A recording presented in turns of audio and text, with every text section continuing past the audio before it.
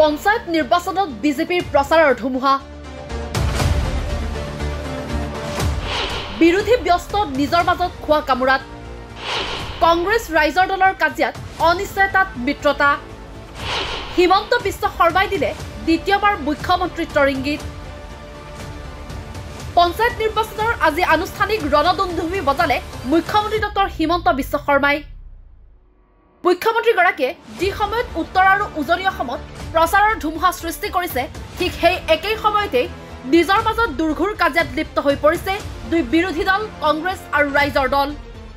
শাসকীয় মিত্ৰদল অসম গণ পৰিষদ আৰু ভাৰতীয় জনতা পাৰ্টিয়ে ঐক্যবদ্ধভাৱে নিৰ্বাচনত অৱতীৰ্ণ হোৱা সময়ত কংগ্ৰেছ আৰু ৰাইজৰ দলৰ সংঘাত ইমানেই তুংগত উঠিছে যে বিধানসভা নিৰ্বাচন কেন্দ্ৰিক মিত্ৰতাও এতিয়া অনিশ্চয়তাৰ মাজত সোমাই পৰিছে দেওবাৰে সংবাদমেল পাতি কংগ্ৰেছ দলে অখিল গগৈক হকিয়নি দিয়াৰ পাছত সোমবাৰে আকৌ কংগ্ৰেছক উভতি ধৰিছে ৰাইজৰ দলে এক সংবাদমেল সম্বোধন কৰি ৰাইজৰ দলৰ সাধাৰণ সম্পাদক ৰাছেল হুছেইনৰ অভিযোগ কংগ্ৰেছে প্ৰতাৰণা কৰিছে নিষ্ঠাবান তৃণমূল কৰ্মীক আজি শিৱসাগৰৰ যিকেইটা পঞ্চায়তৰ কথা কৈছো যিকেইটা জিলা পৰিষদ ছটা জিলা পৰিষদৰ কথা কৈছো সেই জিলা পৰিষদৰ তৃণমূল কৰ্মীসকলে যেতিয়াই যোৱা লোকসভা নিৰ্বাচনত অখিল গগৈ ডাঙৰীয়াৰ নিৰ্দেশ মৰ্মে জপিয়াই পৰিছিল আজি সেই কৰ্মীসকলে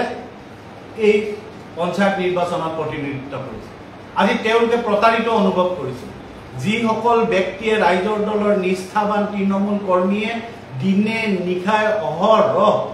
কেৱল গৌৰৱ গগৈক জয় কৰাবৰ কাৰণে নিৰ্বাচনত জয় কৰাই আনিবৰ কাৰণে দিনে নিশাই কাম কৰিছিল আজি তেওঁলোকে অনুভৱ কৰিছে যে প্ৰতাৰিত হ'ল সোমবাৰৰ সংবাদমেলতো কংগ্ৰেছৰ বিৰুদ্ধে প্ৰতাৰণাৰ গুৰুতৰ অভিযোগ উত্থাপন কৰে ৰাইজৰ দলে মূলতঃ মিত্ৰতাৰ প্ৰস্তাৱ নাকচ কৰাৰ বাবে কংগ্ৰেছৰ ওপৰত ৰাইজৰ দলৰ সাধাৰণ সম্পাদকগৰাকী খৰ্গহস্ত হৈ পৰে কিন্তু যি সময়ত কংগ্ৰেছ আৰু ৰাইজৰ দলে পৰস্পৰৰ বিৰুদ্ধে অভিযোগ প্ৰতি অভিযোগত লিপ্ত হৈ পৰিছে তেনে সময়ত নিৰ্বাচনী প্ৰচাৰ চলাই মুখ্যমন্ত্ৰী ডক্টৰ হিমন্ত বিশ্ব শৰ্মাই দিছে দ্বিতীয়বাৰ মুখ্যমন্ত্ৰী হোৱাৰ ইংগিত ধেমাজিৰ এখন সভাত ডক্টৰ হিমন্ত বিশ্ব শৰ্মাৰ ঘোষণা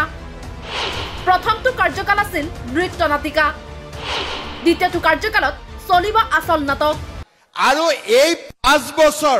মইতো প্ৰথম মুখ্যমন্ত্ৰী হৈছো কথা বাতৰা ইমান ভালকৈ জানাই নাছিলো অহাবাৰ যেতিয়া চৰকাৰ হ'ব এইবাৰ চৰকাৰটো নৃত্য নাটিকা অহাবাৰটো পুৰা ড্ৰামা হ'ব পুৰা সিনেমা চলিব আৰু কিমান উন্নতি হ'ব মানুহৰ চিন্তা নোহোৱা হ'ব আমি অসমখনক ভাৰতবৰ্ষৰ 5খন ৰাজ্যৰ ভিতৰত এখন কৰিয়ে এৰিম এইটোৱে হৈছে আমাৰ সংকল্প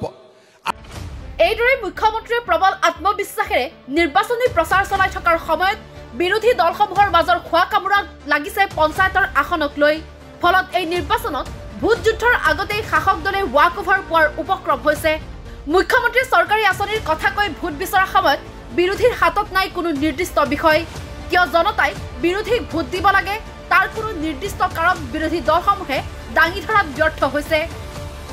কেৱল মিত্ৰতা কেন্দ্ৰিক কাজিয়াত সীমাবদ্ধ হৈ পৰিছে অসমৰ বিৰোধী ৰাজনীতি এনে পৰিস্থিতিত সমাগত বিধানসভা নিৰ্বাচনতো যে বিৰোধী ঐক্যবদ্ধ হ'ব পাৰিব তাক লৈ দুৰ্ঘুৰ সন্দেহৰ অৱতাৰণা হৈছে নিউজ এক্স ৰিপৰ্ট দি ক্ৰছ কাৰেণ্ট